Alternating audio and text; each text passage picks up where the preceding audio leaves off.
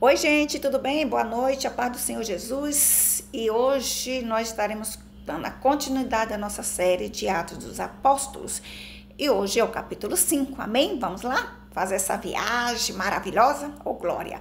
Diz assim: um homem chamado Ananias, com Safira, sua mulher, também vendeu uma propriedade. Ele reteve parte do dinheiro para si, sabendo disso sua mulher. E o restante levou e o colocou aos pés dos apóstolos. Então perguntou Pedro: Ananias, como você permitiu que Satanás enchesse o seu coração ao ponto de você mentir ao Espírito Santo?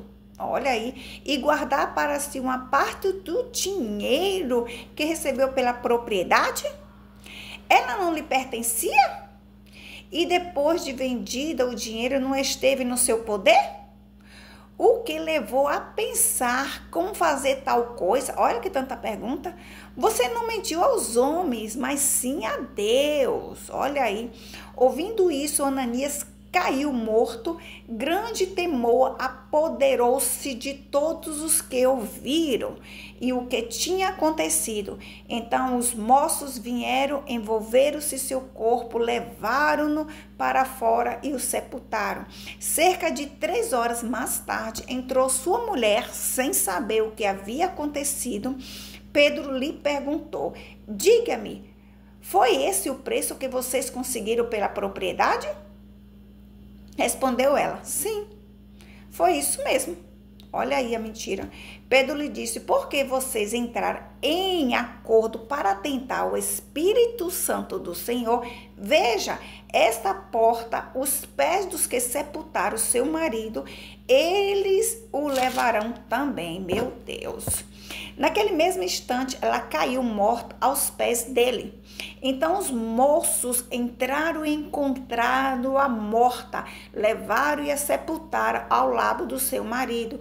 E grande temor apoderou-se de toda a igreja e de todos os que ouviram falar desses acontecimentos. Os apóstolos realizavam muitos sinais e maravilhas entre o povo. Todos os que creram costumavam reunir-se no pórtico de Salomão. Dos demais, ninguém ousava juntar-se a eles, embora o povo estivesse em alto conceito. Em número cada vez maior, homens e mulheres criam no Senhor e lhes eram acrescentados, de modo que o povo também levava os doentes às ruas e o colocava em camas e macas para que pelo menos a sombra de Pedro se projetasse sobre alguns enquanto ele passava. Afluía também multidões das cidades próximas de Jerusalém, trazendo seus doentes e o que eram atormentados por espíritos imundos, e todos eram curados. Então, os sumos sacerdotes e todos os seus companheiros, membros do partido dos saduceus, ficaram cheios de inveja. Por isso, mandaram prender os apóstolos, colocando-se numa prisão pública.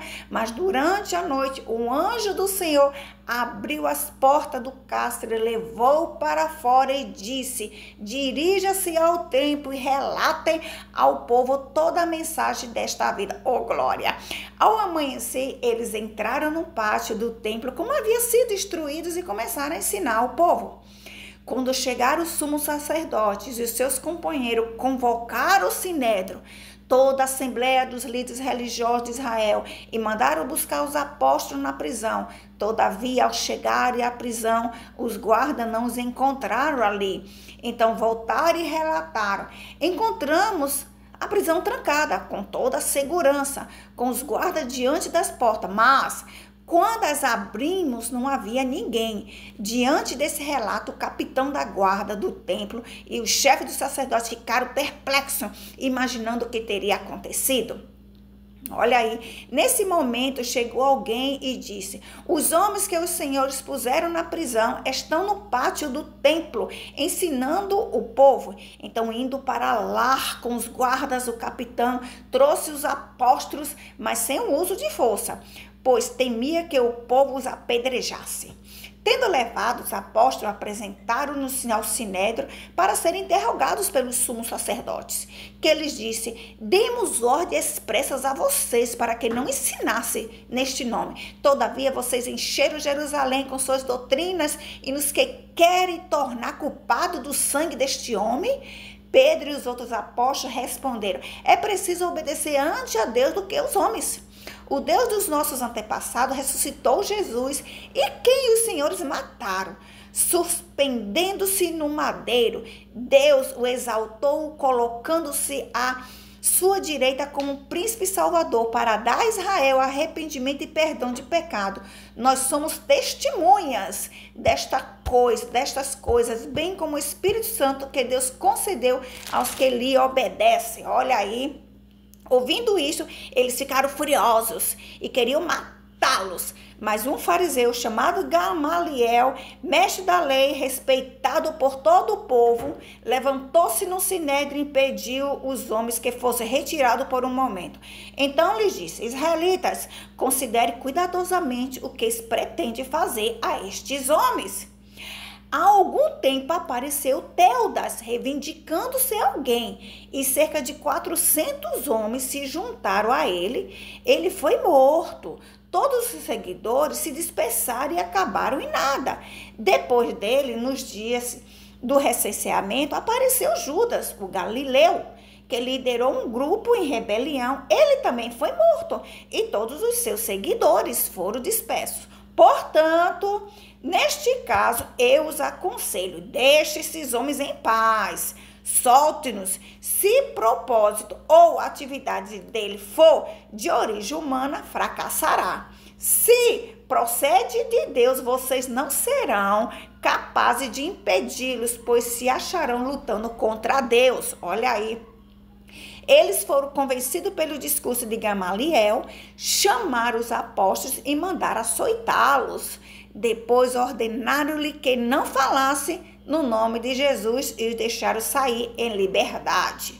Os apóstolos saíram do sinédrio alegres por terem sido considerados dignos de serem humilhados por causa do nome. Todos os dias no templo e de casa em casa não deixaram de ensinar e proclamar que Jesus é o Cristo.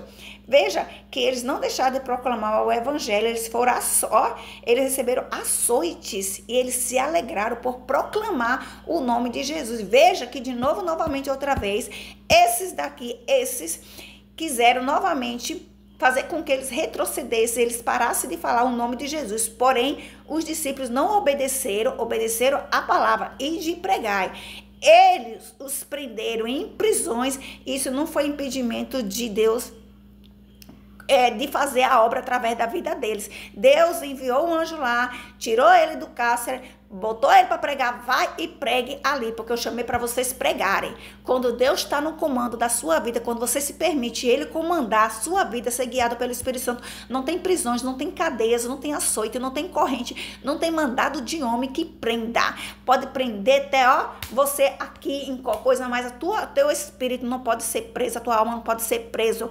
Amém?